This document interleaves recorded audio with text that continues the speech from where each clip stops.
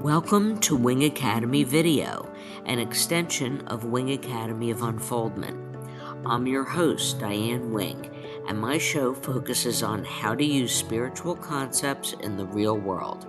We will address issues related to the mind, body, and spirit, discover how to release what holds us back, and ways to come into our power.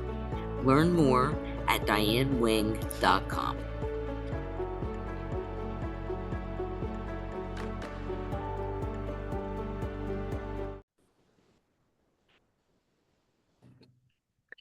I'm so very pleased to welcome my friend Will Clipman to the show.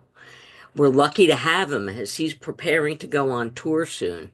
You may primarily know him for his amazing music, but he's also a percussionist, poet, performing and recording artist, mask maker, storyteller, and educator. Will is a 7-time Grammy nominee, a 3-time Native American Music Award winner, a 2-time TAMMIE Award winner, and has been inducted into the Tucson Musicians Museum for his contributions to the musical community in his hometown. Will has recorded over 70 albums. That's so amazing. Including 37 for Canyon Records, the world's foremost Native American music label.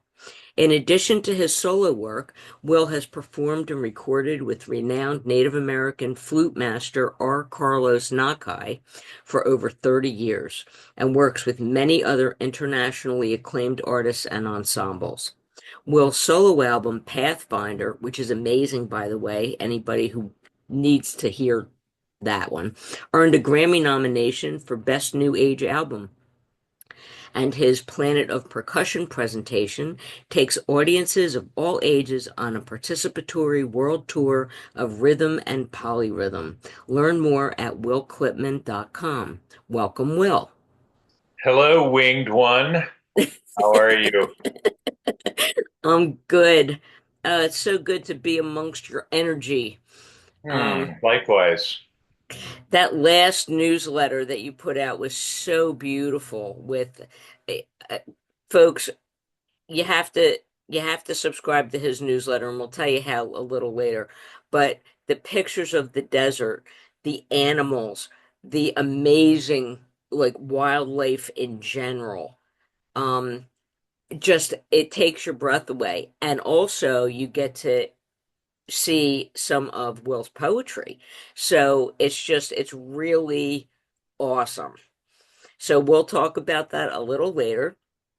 But we didn't really know each other when I saw you, but I was fortunate enough to see you perform live with our Carlos Nakai and William Eaton, and it's truly a transcendental experience. Like, what is happening on stage between the musicians that makes it so incredible for the audience? Improvisation, in a word. We are drawing on themes and motifs from our recorded oeuvre. I love that word, oeuvre. We've done maybe a dozen albums together, a number of which have been nominated for Grammys. But when we perform live, we intentionally do not play exactly the recorded version of anything. And I think when you're improvising, it involves a lot of listening and a lot of spontaneity. And it's like a three-way conversation among three old friends in the language of music. And I think audiences understand that it's happening once, right at that moment, only for them. It will never be played before or played again. And that's really exciting for us and for them. And I think that's the magic of it. It is. I think you played one brand new song that was never recorded and never played before when I saw you. And then you guys asked for ideas of what to name it. It was like that new. Yeah, we open every show with a pure improv. And then, as you noted, we invite the audience to drop title suggestions in the suggestion jar at the merch table. And we'll take that under advisement for our next recording. Yeah, it's really incredible. And just the sounds that you include in the work. Like, I believe you told me one time you have a friend who records desert sounds and thunder and things like that, and you weave that in to the Well, we work. recorded most of our work with a legendary engineer who's no longer living named Jack Miller. Oh. And he was, among many other things, was famous for his library of nature sounds that he had recorded throughout the desert Southwest over the years. So those are on a lot of our recordings. When we play live, those aren't available, but we always have that element of natural sound in mind, whether it be wind or thunder or animal sounds or, a babbling brook. So we're really dialed into that as an inspiration, and we try to incorporate that into our instrumental sounds. Well, the vibe is so mystical. It's magical. Like you can't get away from that. The desert is such a unique environment. That's And you absolutely true. And that's why I've lived here for almost half a century. I just felt that as soon as my feet hit the ground here for the first time, and I think people either get that or they don't. There's not a lot of gray area in an environment this extreme. You either love it or you don't. And people who get bit by that bug stay, and those who don't beat a hasty retreat. But I'm one of the former, so I'm a lifetime desert rat now. Well, the desert is greener than people would expect. There are more plants out there. When I was out there, I took a desert tour and I was astounded by what's out there. Yeah, that's a good observation. I mean, people hear the word desert and they think of the Sahara or the Namib, just sand dunes and nothing. The Right. Sonoran Desert is the lushest, most biologically diverse desert on the planet. And we have, like the saguaro cacti that we were talking about earlier, which is kind of our totemic plant, we have an incredible variety of plants and animals, most of whom are not found anywhere else on the planet. It's a very unique kind of ecosystem. And that's part of its magic too. I mean, you can't just go anywhere and see and feel and hear and smell and touch what you would get in the Sonoran Desert. So that's absolutely true. Yes. Wow. Well, you can hear the influence in every recording that you and at least RC do. That it just comes through so beautifully, and I always feel transported when there's like this like floaty feeling where you're like riding along, and if you just listen and allow, it just takes you to where you want the listener to go, and also the listener seems to also have um, some free will of where they're going with it. Yeah, that's all really well said and spot on. I would say that's our intention. And it does involve being open to it and listening carefully. But once you've opened that portal, as I like to say, you're free to close your eyes, watch the movie that's playing on the inside of your eyelids, and go on your own personal journey with our music. So that's absolutely our intention. And I also think transformation and transportation to other realms of experience is very much part of our intention too. So I'm gratified that you uh, have felt that in our music, and I think I think we kind of attract an audience who's looking for that experience, even though they may not know it when they take their seat. So we've been very fortunate and blessed to share our music with like-minded kindred spirits who get it and are willing to take that journey. Not everyone is. I mean, we're not pop music. It's kind of an esoteric genre, but everything you said is spot on about our intention. Well, when I first listened to Pathfinder, I figured, oh, let me put this on and I'm going to write, and I'm going to use it as my background to write. And I couldn't because it was making such a statement of its own that I just had to stop and listen. It like called me Hmm. and compelled me Hmm. to be there with it. Well, that gives me goosebumps because that was certainly my intention with that, which, as you know, is my one and only solo album. I've recorded probably close to 100 albums with different artists and different configurations in every imaginable genre, but that was really just me making my own artistic statement. So I'm delighted that it landed as successfully as it did, and it's not background music. You're right. And other people have told me that, essentially the same thing. I thought I would write or paint or do the dishes or house clean or whatever. And I just had to stop and listen and dance. So yeah, I love that you were not able to just have it as background music. Yeah, absolutely. Um, and you have, I mean, there's your solo, but I mean, with all the different musicians that you've worked with, um, it's amazing to me that you're able to enhance whoever you're playing with. Like, I think that the Wild Boys are like it's its own thing, and I go one place with that grouping of music, and I'll be honest, that's my favorite. You have the album cover on your wall there, one of my absolute favorite albums, Yeah, behind there's you. Yeah, Dancing into Silence and Featherstone there on the that. Lake and Pathfinder. That's my little Grammy arcade back there.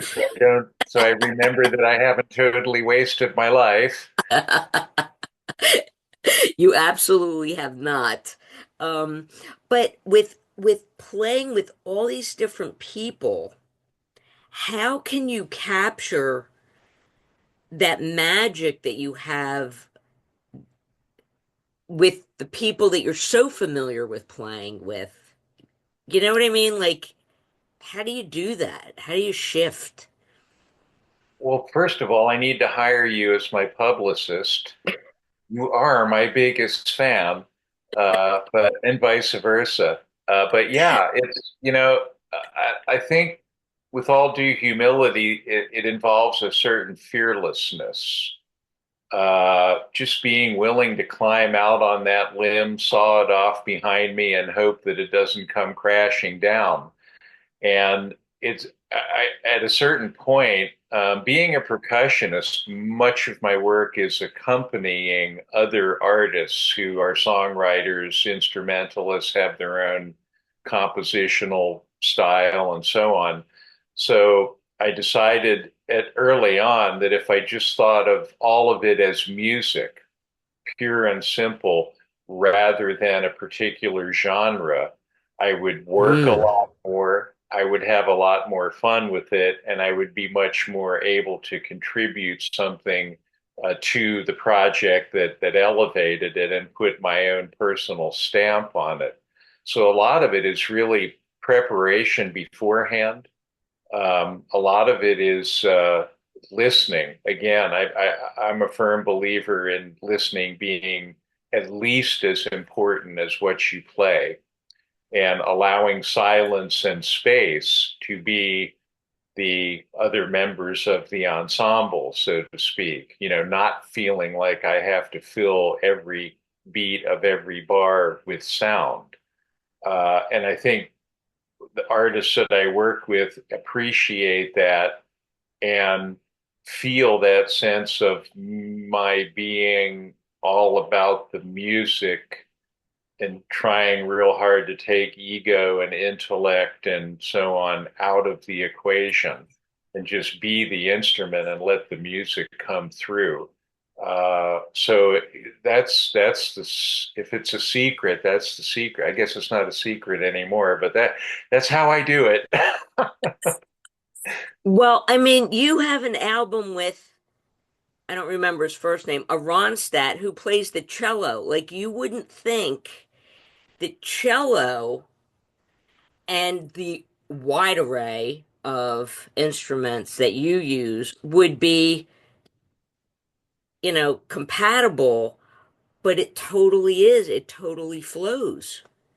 Yeah, well, Michael G. Ronstadt, who's the nephew of the famous Linda Ronstadt, for whatever that's worth, is a classically trained cellist, brilliant musician, really, really great guy, um, who at some point wanted to branch out into what I would call avant-garde world music. So he gave me a call and said, "Do you want to do an album together?" And I said, "Sure." So we recorded this wonderful album called Wildly Ethereal, which I love as a title. And that was pure improv. The album itself is improvisational in the studio. And he's just so good that, anything I threw at him, he could do something with, and vice versa. So that's a great example of a classical instrument um, being compatible with the ethnic indigenous percussion that I specialize in, because both musicians were open to allowing that to happen. I think when things don't work, often it's because we don't let them. Mm. There's a great saying in the Tao that most people fail on the brink of success. And if we would just pay enough attention to the details at that threshold, as we do all the way up to that moment, there wouldn't be any failure. So that's how that record happened. Yeah, no, it's an amazing record. And when it first came out, it was so strange because I was like, I'm looking at it and it was labeled as, what's that word, where you have curse words on it or whatever. What's the Oh, with the advisory warning, Yeah, like adult yeah, yeah. content, not for children. Yeah, I Right. don't. I don't know what that's about because there's no words on it. Right. I guess the music was threatening to some people. I don't think so. That was just like, okay, whatever. Like, what the heck? Um, so, when I've seen you play, and I haven't seen you play often enough for my preferences, because you're mostly, West Coast. You're coming here to North Carolina. I wish I could be there. Um, but when you do play, you seem like you're channeling.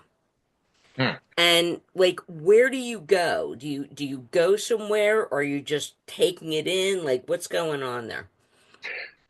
Again, a really spot on observation and very true. It kind of goes back to what I said earlier about trying to be the instrument and let the music come through me rather than dictate from an egotistical or intellectual standpoint what it's supposed to be.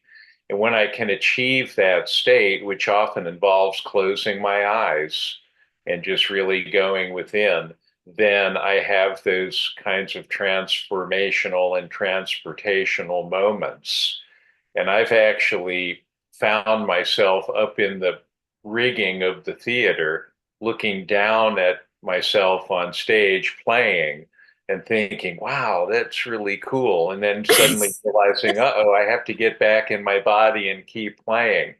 So there's a tension between the discipline of, physically playing the instruments and the listening and being in time and so on and so forth.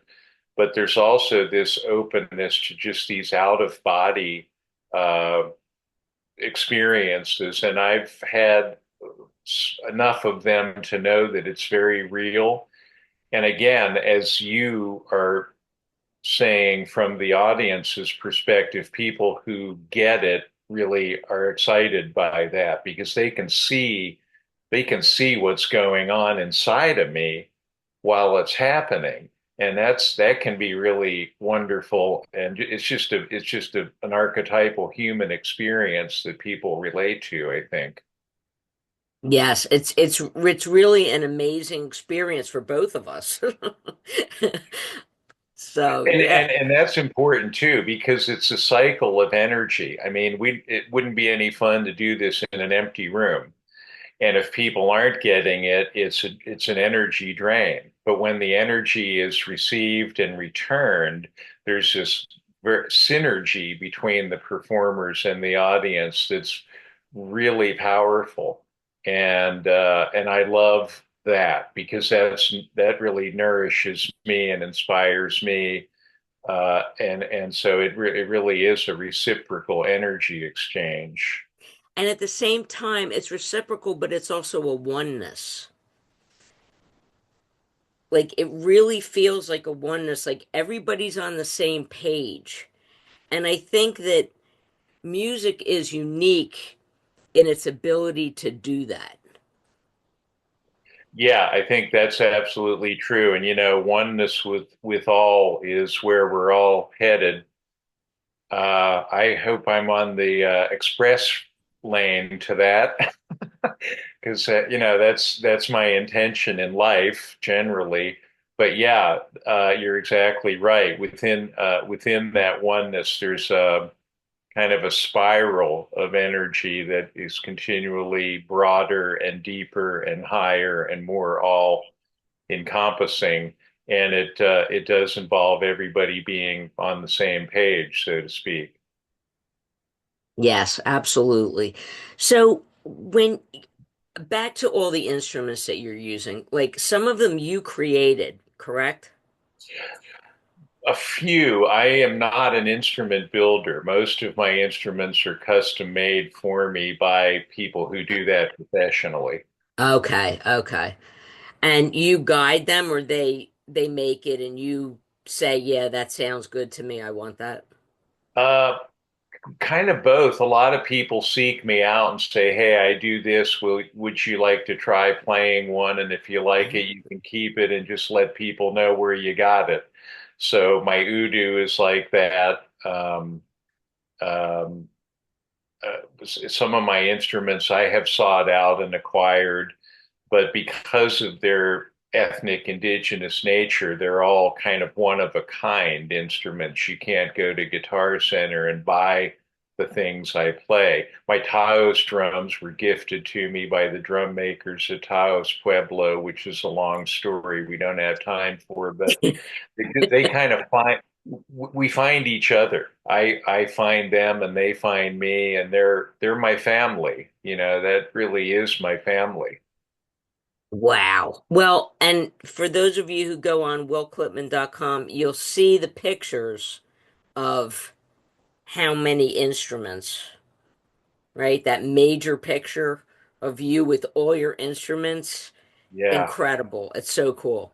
And kind of Um, with my arms raised in gratitude, like, this is my happy place. well, you know when you connect with an instrument or not. You know if you're going to, and if you don't, you're not going to use it. That's true. And I've tried really hard at this stage not to acquire instruments that I'm not actually going to perform and record with because the boom boom room is full. Uh, I literally don't have any place to keep them if I'm not going to use them. So I've kind of I've kind of curtailed the acquisition of fun stuff just because it's fun. And my core kit are instruments that I've had for a long time. My djembe, James, and I have been working together for 40 years, and I've put 14 different skins on him, and we know each other inside and out. So, we will never part company. Wow, that's so cool. When you're playing a show, there's a lot of anxiety in the world right now, and I feel like your shows bring peace to people while they're in the auditorium or wherever you're playing. Mm. Um, what do you see as a good way for people to connect to their inner peace once the show is over? Wow. Well, that's such an individual set of circumstances and conditions that I would never presume to dictate to anyone how to do that in their own life. But what I encourage people to do at the end of our shows, particularly the Wild Boys, is take to light that candle, so to speak, in the darkness and take some of that light with you back out into the world because you are that light. And I think that's a real eureka moment for some people is to understand that they are that and they have that power.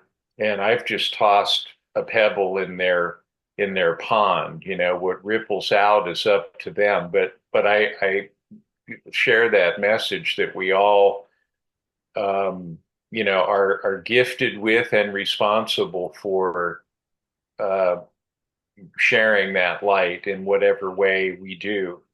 And I think people get that too. I mean, I've had people come up to me at meet and greets after the show in tears, just, of joy, just saying, thank you for telling me that it's okay to do that. Yeah. Yeah. Well, the more peace we can generate inside ourselves and beam out into the world, the more peaceful the world becomes. It lifts the vibrational frequency of everything. So, yes. Yes, that's true. And I for your audience, they need to know that you are the winged one. You are a prime mover and shaker in that sphere of being. So thank you for being. Thank you. So, um, like I said, so many cool things in your newsletter. I got to see you feeding a baby kangaroo with a bottle. I mean, I love baby animals. I love animals, but baby animals are just like, um, so, uh, I really recommend people subscribe to the newsletter.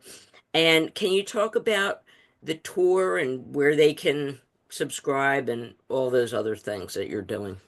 Sure. Well, my newsletter, the A440 newsletter, named after the perfect musical note, very clever, something I've been doing for over a decade. And it's free, it's fun, it's always free of politics, just good news, upcoming events, sharing my poetry and nature photography. And it's very easy to subscribe to. You just go to my website at willclipman.com. There's a contact page in the top toolbar. You click on that, and then you can just email me, and I will put you on the list, and then you'll continue to get it until you don't want to get it anymore. So it's very easy, and I welcome new subscribers. And it's a personal thing that I put together myself. It's not a commercial format. It's literally a personal email that I compose and then send out when the time is right and I have enough new good news to share. It's awesome. I highly recommend it, guys. So, Will, thank you so much for being here today. It's been enlightening and wonderful. And where are you heading first on the tour, by the way? The next stop is Duke University in North Carolina. Then we go to Jacksonville Beach, Florida. Then we go to Clemson University in South Carolina. Um, and then after that, I'd have to look at my book, but that's the next I leg of think the it's never ending. Colorado. I think it's Denver. Right, right. Oh yeah, we're playing a really uh we probably don't have time for that. So long short, Jorma Kaukonen, the original guitarist with Jefferson Airplane and Hot Tuna, has sat in with RC and I and loves our work and invited us to sit in on that concert, which is part of his 85th birthday national tour. So that'll be tons of fun. That's awesome.